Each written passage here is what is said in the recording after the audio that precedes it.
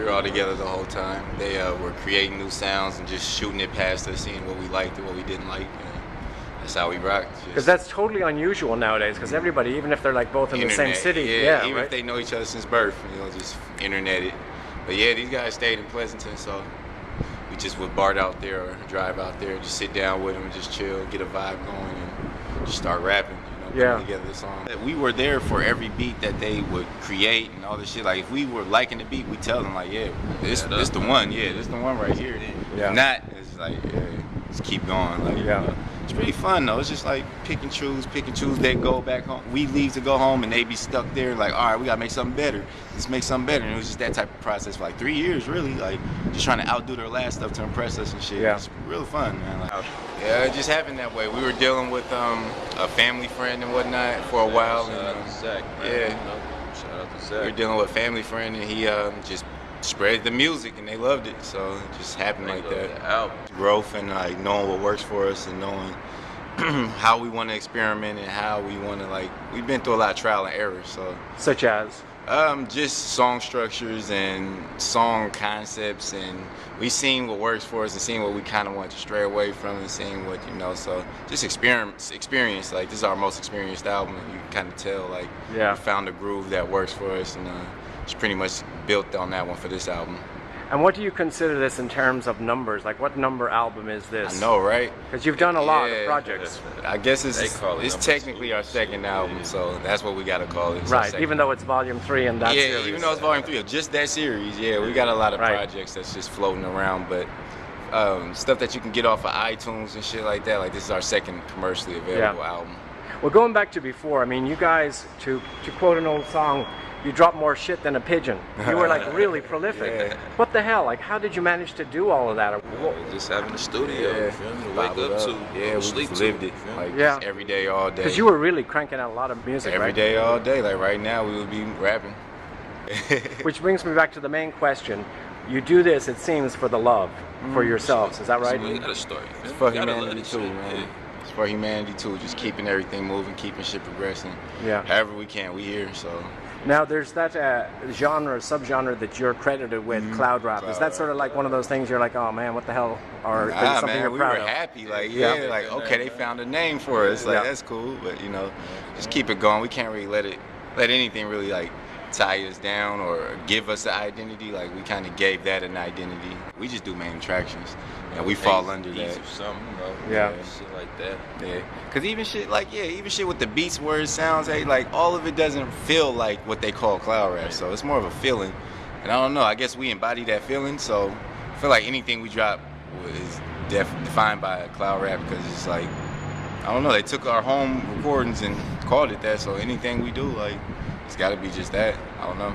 Now, the two of you as friends and collaborators, you've got a long history. So how did it all begin for you?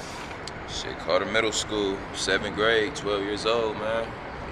Oakland. That's where it started. Just going to school together, putting our rap brains together, and just, trying to go down a journey and try to see what's there. Trying to bring what we've learned through this journey, through all the recording, all the traveling, and all the shit. Just give back, because rap gave us a life, so now we're trying to give back what we know, what we feel like should be going on. You guys did all those talent shows before. Can you just tell me a little bit about that? Like, how old were you, and how did it go, and where were they? Started at 12 years old, man. Wow. I was 12.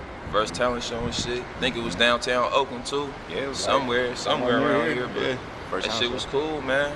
We usually just write the songs and then no recording it. Just take it to the stage, you feel me? It was just 3 of us, It was like 4-man group we started at. And you feel that kind of sort of helped you kind of look at things in a professional manner? Definitely, because we were just writing, we weren't in the studio at all. We just write and memorize it and take it to the talent show. All right, we got this song, so let's make this and take it to this talent show. And then, when recording came in, you kind of lost that element of making songs to go to the show and perform. So it's all coming around now. Like with 808s 3, we kind of kept that in mind, that we would have to perform these songs and that we would, go around with these songs. So the talent show days definitely put a battery in our back that's still here today. Now you've collaborated with some major people over the years, like Danny Brown. So how did all these things, or Rocky ASAP, how did that all come about? Internet, man. Yeah, internet. Hearing our songs and shit. They heard it, see the visuals, and they're like, it's cool, you know. Like, kind of like how I do their shit. Like when he told me that Danny Brown reached out, I had heard of the Danny Brown name. And same with ASAP. Like I had seen the name and I'd click a video and shit and see a video and be like, this is cool. And then they reached out and they're cool people. Do you like the new ASAP album? I heard it, yeah. I was surprised that he had Pimp C on there. Juicy J executive produced it, so he pulled some tricks out his sleeve. Like I give it up for him. Yeah. So what about artists that you guys have on the new album? Who do you have on there collaborating with you? Yeah, Green over, man. Yeah, just family friends, man. Yeah. Like from way back, we just put them on here and, you know, give them a little time. And then the producers, these two guys. You did a show with them the other night. Yeah. How was that, by the way? It was cool. We did it with one of them. One of them didn't show up. Oh, yeah. okay. We did it with one of them. They're cool, man. So how did you meet these guys, and how is it working with them? Internet, man. You know, just they found out about us through the internet, reached out, and we just reached out back. Like, all right, let's try this out and see what you guys got. And they just started creating. Like, if you listen to 808s and Dark Grapes 2, they have 2 beats on there, but like every beat on this album is just like past it though. Like they really elevated their sound, and so just out of respect for that, we just gave them the whole series. Like, all right, we'll do Volume 3 with you guys because you guys been listening to our music and you personalize it to your taste, and I like your taste, so let's do it. Yeah, I like how E40 took the hustle and really built something for himself. I like how Too Short took the sound and really built something for himself out of a sound. Like, he brought the live instrumentation and all this shit. Like, he was the first kind of hardcore rapper to take live music, and you know, so I say Short and E40 out the bay. You know, Mac Dre with just his wildness, just his style and flavor. You know. Yeah. And outside of the bay, I'd say Jay-Z. Like, just with the whole, just the willpower. You know, like see it, you know, come and conquer. You know, you see, you plan it out and you go for it, and you build it up on your own no matter what happens. And you go for what you go for yours. Yeah.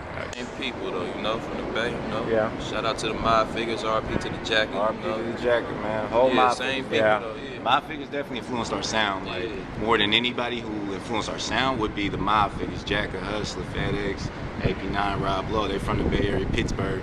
The future, what would you like in the ideal future? How would you see it? Peace and love, man. Peace and love, and just like, peace and love, man. Cause we love music. The best, man. Yeah, we want to be at peace in the mind and the heart, and just do what we love, and you know, keep doing it. Keep doing it, man. Keep having you guys love it. Keep having everybody love it. Keep having everybody at peace with what we're doing. So there'll be many more volumes after this third one. Oh, man. So many new series at that, Yeah. Mm-hmm. Oh man, a celebration, a kingdom shit. Like, you know, come out, see the whole. You get to see the growth by coming to this show. Like the real celebration of everything we've been through since Carter Middle School. Till now. Like every way we've grown, it'll all be on display in Amoeba. Like we're gonna really treat this like a stage. And who's gonna be joining you at Amoeba? Oh, I can't even tell you, man. Okay. Surprises, but it's going down. Going down. Yeah. Yeah, I keep it a surprise.